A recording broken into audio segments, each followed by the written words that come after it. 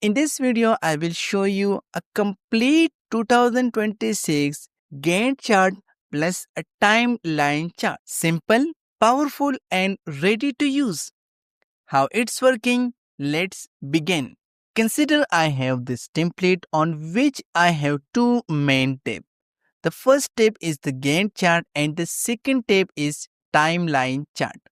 Of course, the timeline chart is totally dynamic and you don't need to do any extra work. For each of the tasks, we have a milestone. And for each of the milestone, we have around 8 rows for sub-milestone. So the first thing, once you write a milestone, you need to define a little bit detail for a milestone. And now you have defined a sub-milestone, simply write start and the end date. So for example, I'm going to define a new milestone and the start and end date is currently on month, day, year format.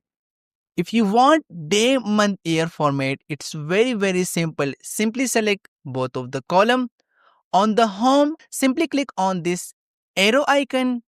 Now click on custom and simply define, let's say, day, month, year format.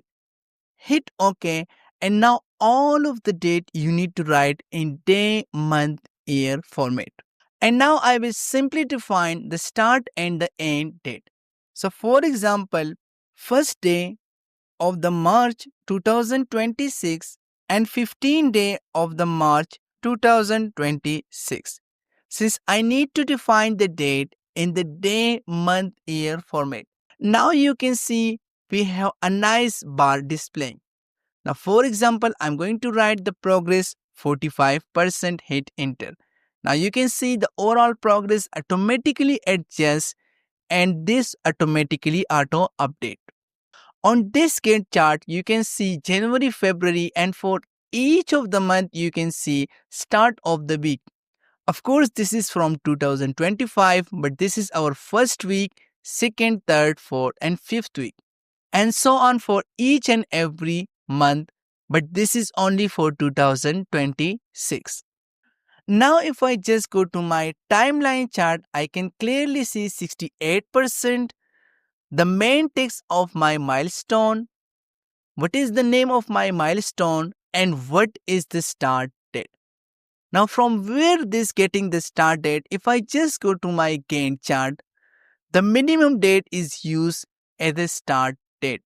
So for this milestone, I simply input 100% and now if I go to timeline chart, you can see this is completed and the color automatically auto adjusts.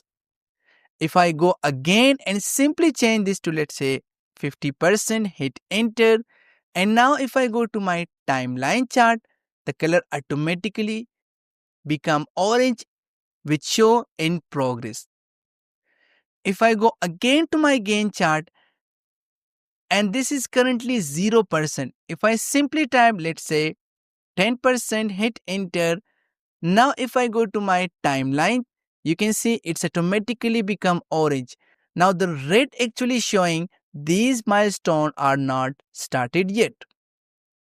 So this is very useful. If you are going to present this Gantt chart, first just show you a timeline chart, which milestone are started, which are not started, which are currently in progress.